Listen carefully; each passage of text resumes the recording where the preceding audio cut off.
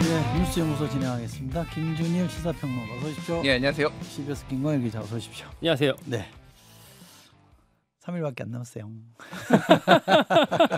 아이고 웃음꽃이 아주 활짝 피시는. 다음 주면 우리 김현정 앵커가 돌아옵니다. 제가 이렇게 애타게 기다릴 줄이야.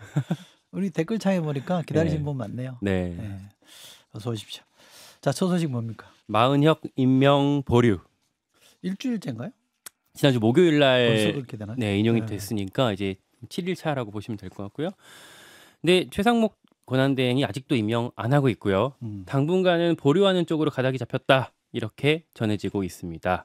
어제 국무위원 간담회를 했어요. 국무회의 하기 전에. 예전에 최상목 대행이 마은혁 빼고 두 사람만 임명했을 때 그때 국무회의에서 뭐 고성이 나오고 어떤 사람은 그 방통위원장 대행인가가 사직서 내고 네. 뭐 저기 왜 혼자서 결정했냐 김문수 장관 따져 묻고 막 그랬었거든요. 보도에 따르면 그 당시에 그래서 최상목 대행이 나중에 몇몇 국무위원들 만나서 울기까지 했다. 뭐 이렇게 전해지기까지 할 정도의 상황이 있었기 때문에 이번에는 국무위원들이랑 사전에 논의를 하는 그림을 만들었던 것 같습니다. 참석자 대다수가 보류 의견을 냈다고 해요. 바로 임명하지 말자는 거죠. 그러니까 헌재 판결은 존중하자. 그러나 시간을 좀 더 갖자. 한덕수 탄핵 심판, 그 총리 탄핵 심판이 날 때까지 좀 더 기다리자라는 의견이 중론이었다고 합니다. 사실 이거는 최근에 어떤 여권의 분위기, 기류를 보면 예견할 수 있었던 일 같기도 해요. 당 지도부에서 뭐 단식 농성하는 의원을 응원하는 뭐 그런 분위기까지 지금 있었기 때문에 네. 그래서 사실은 애초에 이런 간담회를 열었다는 것 자체가 마은혁 재판관 바로 임명하지 않기로 작정하고 있었던 거 아닐까 싶기도 하고요. 네. 왜냐하면 헌재 이렇게 할 수 있는 게 헌법재판소의 판결이 어떤 구속력은 있지만 처벌 규정 같은 게 없잖아요. 그래서 국무회의 때 이완규 법제처장 같은 경우에는 헌재 결정을 반드시 따를 필요는 없다. 시한도 정해진 게 없다. 이렇게까지 말했다고 하거든요. 법제처장이요? 법제처장이. 그게 그 사람이 할 소리예요? 법을 정부에서 해석하는 기관의 기관장이 이런 얘기를 국무회의에서 했다고 해요. 정말. 최상목 대행 입장에서 본인한테 직접 위협이 될 만한 상황은 결국 본인 탄핵 말고는 지금 없을 텐데 네. 지금 민주당을 취재해 보면은 최상목 탄핵까지 갈 의사는 없어 보이거든요. 그렇기 때문에 이렇게 끌 수 있는 상황들이 나온 게 아닌가 싶고 최상목 대행이 어제 이제 표현했던 메시지를 보면 되게 놀라워요. 놀라워요? 마은혁 재판관 불임명, 임명 보류에 대한 얘기는 뭐 간담회나 국무회의에서 하지 않았거든요. 대신에 여야정 국정협의체 얘기를 했어요. 민주당 들어와라. 그러니까 위기 상황에서 민생과 대한민국의 미래를 위한 돌파구를 마련하고 국민 통합의 시금석을 놔야 될 곳은 여야 정치권과 정부가 함께하는 국정 정부 협의체다.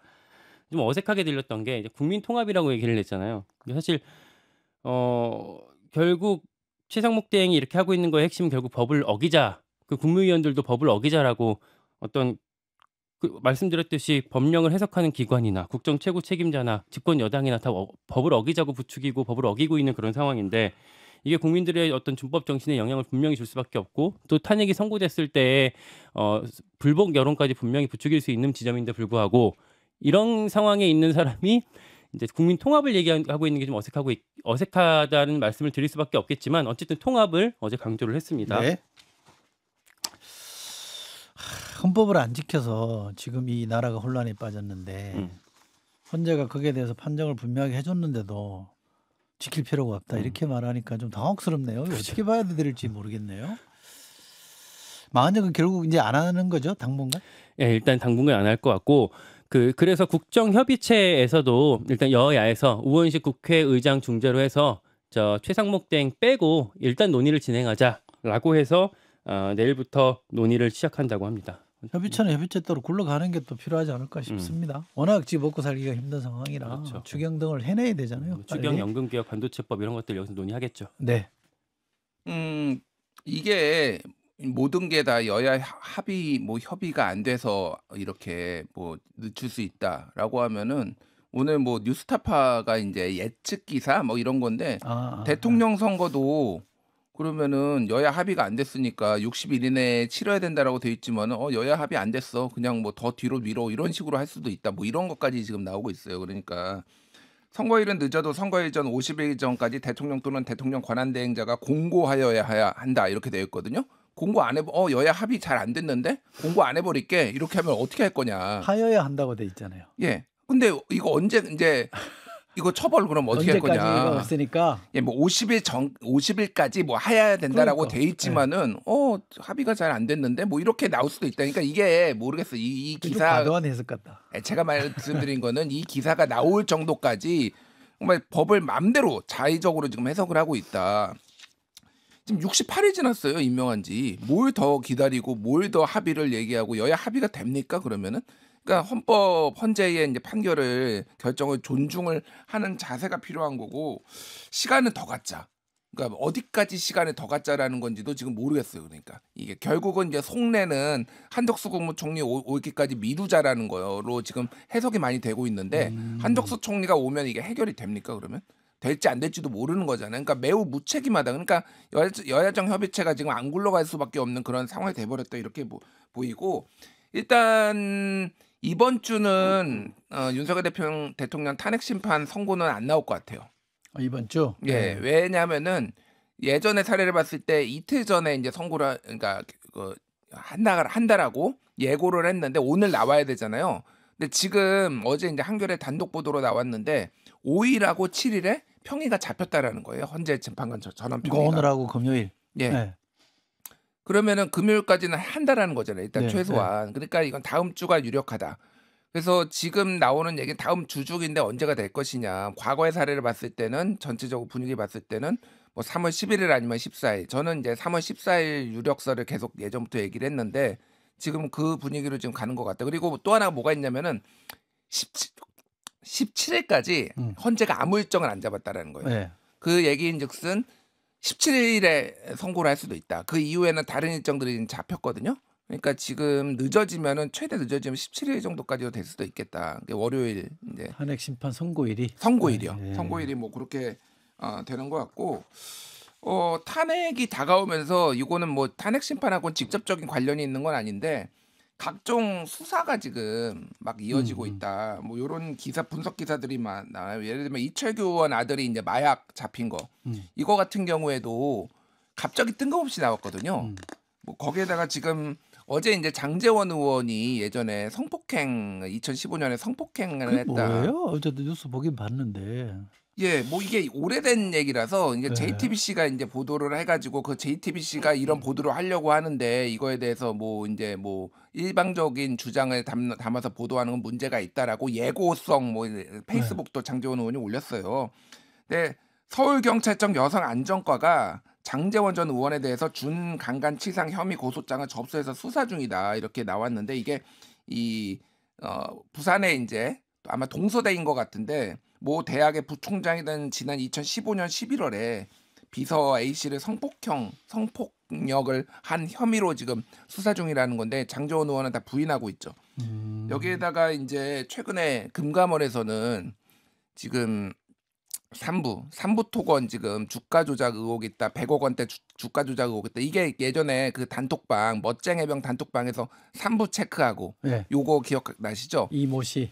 네. 2023년 5월부터 7월까지 1,000원에서 5,000원으로 뛰었거든요. 그래서 100억대 시세 차익인데 왜 삼부 토건이 있냐면은 그 이종호 씨가 김건희 도이치모터스 주가 조작에 계좌 관리를 했던 사람이고 주가 조작했을 때 그리고 여기가 삼부토건이 윤석열 대통령 김건희 부부랑 굉장히 가까운 사이다. 그러니까 지금 제가 말씀드린 거는 전체적으로 정권이 끝나가는구나. 그러니까 이런 수사들이나 이런 것들이 정권 바뀌면은 왜 이런 거 안 했어? 나올 테니까 지금 막 쏟아지고 있다 지금. 뭐 이런 분위기를 좀 감지할 수가 있다. 이런 거. 장제원 의원 경우에는 이제 국회의원 하다가 이제 출마를 안 하고 그 선친이 설립한 대학의 부총장으로 있을 때 일어난 일이군요. 그렇죠. 한참 전 2015년 일이에요. 그러면 이제 피해자가 지금 뭔가 그걸 한 모양이죠? 예, 고소장을 접수를 했어요. 뒤늦게 이제 고소장이 접수가 된 건데 그 뭐 사정은 좀 봐야 될 것 같고 건진법사도 어제 참 남부지검이 압수수색했습니다. 왜 또? 뭐 카카오톡 뭐 확보하기 위해, 그러니까 정확하게는 전성배 씨의 카카오톡 기록을 확보하기 위해 경기 성남시 카카오 판교 아지트를 압수수색한 거예요. 그러니까 이 예전에 2018년 때 이제 선거 때 돈 받았다 뭐 이런 의혹이 있는데 그 이후에 이제 각종 어떤 이권 개입 이런 것까지 좀 확보를 하려고 지금 압수수색한 것 같습니다. 뭔가 있는 모양이군요. 네. 저 삼부토건은 저희 CBS 금융팀의 단독 기사거든요. 네. 후속 보도가 또 나올 수 있으니까 또 기대해 주시길 바랍니다. 야, 뭐가 있군요. 이쪽도. 자, 다음 아이템 뭡니까? 기본 AI. 기본 AI요? 네. 이건 뭐예요? 이재명 대표 얘기입니다. 아, 그 기본 시리즈? 네. 네. 그러니까 엔비디아 30% 발언, 그러니까 AI 육성론을 얘기하다가 엔비디아 발언이 나왔던 거였잖아요. 그거에 대해서 비판이 나오니까 어제 이재명 대표가 페이스북에 글 4개를 내리 올리면서 적극 반박했어요. 그러면서 AI 무상 보급 얘기까지 했거든요. 결국엔 이게 본인의 어떤 대선 핵심 화두인 기본사회 구상까지 연결돼 있다 이렇게 보실 수 있을 것 같습니다. 먼저 엔비디아 논란을 짧게 좀 소개를 해드리면 일요일 날 유튜브 방송에서 했던 얘기거든요. 대규모 투자가 필요한 AI 관련 기업에 우리 국부 펀드나 어떤 국민 펀드가 공동 투자해서 지분을 확보하고 그 다음에 그 기업이 엔비디아처럼 크게 성공하면 국민의 조세 부담을 덜 수 있다. 그 지분의 70%는 민간이 갖고 30%는 국민 모두가 나누게 되면 굳이 세금 그렇게 의존하지 않아도 되는 사회가 오지 않을까요? 라고 얘기를 하면서 발단이 됐었고요. 네. 그 다음에 비판이 여러 가지가 나왔었는데 비판의 대표적인 논리가 첫째, 반시장적이다.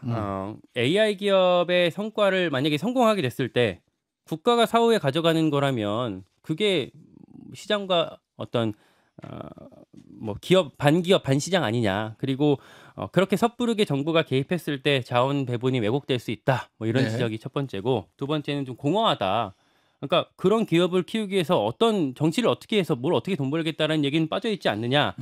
특히나 이제 여기에 불을 붙인 게 어제 그 타다 옛날 타다 금지법 있었잖아요. 타다 창업주였던 이재용 씨 같은 경우에 그때 그런 일이 있었다라는 걸 상기시키면서 민주당은 혁신 기업을 저주하고 발목 잡았지 않았냐. 그 과거부터 좀 반성하라라고 이제 비판하면서 이 부분도 같이 커졌습니다. 요건 제가 잘 알죠. 당시에 계셨잖아요. 예. 네. 제가 반대하다가 네. 혼났죠. 많이 그래서 지금 여기 앉아 계신 거 아닙니까? 그리고 나서 이제 이재명 대표가 여러 가지 비판을 어제 했던 게 짧게 몇 가지만 좀 요약해 드리면 TSMC 이제 대만의 세계적 반도체 그룹도 처음에 설립했을 때 타이완 정부 지분이 48%였다라는 게시글을 공유했었고요. 또 국민의힘을 이제 이쪽이 비판하니까 뭐 그 한국말도 이해 못하냐 문맹이다 이런 비판을 했고 챗GPT가 월 20불이면 할 수 있다. 얼마 큰 돈이 드는 게 아니다. 해서 모든 국민들이 무상 교육 받고 있는 것처럼 무상 인공지능 활용법을 활용할 수 있게 해야 된다. 뭐 이런 얘기들을 같이 했습니다. 당내 반응은 뭐 일단 같이 싸우는 반응들이 많지만 제가 좀 인상 깊었던 거 하나는 이재명 대표가 이런 비판이 들어왔을 때 더 큰 논의로 확장시키지 못했다. 그러니까 이를테면 어떤 이런 의제의 주도권 다툼, 뭐 어떤 관심을 끄는 데는 성공했지만 뭐 이를테면 국부펀드라든지 이 자원을 어떻게 공정하게 배분하느냐 이런 문제에 대해서까지 확장시키지는 못했다라는 비판도 같이 나왔습니다. 예, 참고로요. 요 문제는 뒤에 인터뷰가 준비되어 있습니다. 박성준 민주당 원내수석부 대표 나오시니까요. 그때 제가 좀 자세히 좀 여쭤보기로 하고요. 김준일 평론가. 네, 그러니까 이게 맥락이 뭐였냐면은 민주연구원 아까 얘기했지만 민주연구원 유튜브에 이제 공개된 건데 AI 전문가들을 모아놓고 이런저런 얘기를 이제 얘기도 듣고 하다가 이제 사회자가 이렇게 물어본 거예요. 그러니까 태양광 연금, 그러니까 태양광 연금이라는 게 뭐냐면은 태양광 패널들을 쫙 설치를 하면은 그거의 일부분의 수익을 지역 사회에 이제 왜냐하면 태양광이 뭐 그렇게까지 될 필요가 있겠냐 생각을 하지만 일종의 혐오 시설, 기피 시설처럼 이렇게 인식되는 부분이 있으니까 그 지역 사회에 조금 환원하는 방식, 요거를 언급을 하니까 그래 그럼 우리 기업들도 이런 식으로 조금 사회에 어떤 환원하는 거 이런 것들을 조금 얘기를 해보자라는 맥락들이 있습니다. 그러니까 이게 완전히 뜬금없이 나온 게 아니라 사회자가 먼저 질문을 했다 뭐 이런 건데. 사실 이게 엔비디아는 일종의 맥거핀 같은 거다 저는 낚시 같은 거다 그렇게 봤어요. 무슨 얘기냐면은 엔비디아 같은 기업을 어떻게 키울지 막 이런 게 여기에서 진지하게 저도 이거 영상을 좀 찾아보니까 그런 내용이 아니었어요. 그냥 이렇게 두루뭉술하게 야, 우리도 좋은 기업 하나 있으면은 이렇게 내가 생각하는 기본 사회 이런 거 할 수 있지 않겠어? 뭐 요 정도인데 요게 이제 일이 커졌죠. 그러니까 이제 이게 여기서 확인할 수 있는 거는 지금 이재명 대표의 발언 하나하나가 거의 대통령급이다.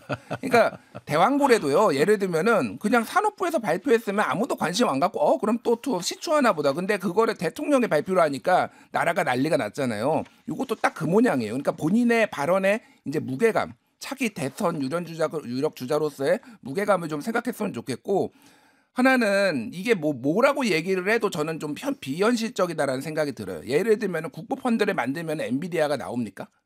그러니까 저는 그건 비현실. 엔비디아가 1993년에 실리콘밸리에 나와가지고 처음에 게임 GPU 만들다가 그래픽 카드 만들다가 계속 변화하면서 이를테면은 뭐 비트코인 채굴하는 거에 좀 GPU가 많이 필요하니까 그렇게 막 계속 혁신하고 변신하면서 지금 인공지능까지 온 거거든요. 근데 국부 펀드를 넣는다고 엔비디아가 나올 것 같으면은 사우디도 만들죠 하나. 다른 나라도 다 국부 펀드 만들었을 겁니다. 그러니까 되게 좀 단순하게 지금 사안을 접근하는 거가 하나가 있고 또 하나는 이제 뭐 인공지능 중요하다고 생각을 하는데 교육을 왜 무상으로 다 해야 되죠? 그러니까 이거는 인프라를 우리가 만드는 거. 예는 김대중 정부 때처럼 초고속 인터넷 인프라를 깔겠다라는 게 아니라 초고속 인터넷에서 전 국민이 무상으로 요금을 쓰게 하겠다라는 이런 접근이거든요. 왜 그렇게 해야 되는지 솔직히 잘 모르겠습니다. 그러니까 무상을 너무 좋아하다 보니까 때만 되면 계속 무상 얘기가 나오는데 이거는 저는 조금 되게 무책임해 보인다. 민주당이. 너무 재원 얘기는 안 하고 지금 다 감세 얘기하고 있지 무상 얘기하고 있지 이런 것들이 저는 굉장히 조금 이게 민주당이 안 좋은 쪽으로 갈 수도 있겠다 이 생각이 듭니다. 알겠습니다. 어제는 제가 이 말뜻을 잘 이해를 못해가지고 막 물어보다가 김준일 평론가한테 혼났는데 어쨌든 저는 이게 이념 논쟁보다는 우리 김준일 평론가처럼 실현 가능하냐, 좀 구체적인 구상이 뭐냐 이렇게 정책 논쟁으로 가면 뭐 서로에게 좀 도움이 되지 않을까 싶습니다. 다음 아이템 갈까요? 네. 텅 빈 의대. 의대가 텅 비었어요. 네. 수업을 안 듣는다는 어제 얘기죠. 개강을 했는데요. 저기 사진 준비했는데 네, 보실까요? 저기가 한양대고요. 네. 몇 가지 사진 같이 있는데 중앙대, 서울대 네. 몇 개 학교를 저희 인적이 드무네 정말. 네 사회부 기자가 가서 저희 네. TBS 사회부 기자가 가서 찍었는데 없어요 사람이. 뭐 유령 건물처럼 돼 있고 물론 이제 수업이 열리기는 했습니다 어제. 네. 그래서 몇몇 학생들이 수업을 듣긴 했는데 뭐 학교 자체가 너무 한산했던 상황들이 있었고 학교 의대 네 곳은 아예 개강을 미뤘다고 해요. 이제 학생들이 많이 안 나오고 있어서 일단 교육부 자료를 보면은 전체 의대 신입생의 60% 이상이 수강 신청은 했다라고는 하는데 그 학생들이 지금 안 나오는 건지 못 나오는 건지 출석이 지금 안 되고 있는 상황이잖아요. 네. 어쨌든 이 학생들 입장에서는 수업을 듣겠다고 등록은 했지만 지금 전선이 지금 선배들이 싸우고 있고 선배들이 휴학했고 뭐 아직 사직했고 이런 상황이기 때문에 쉽게 나오기 어려운 상황에 놓여져 있습니다.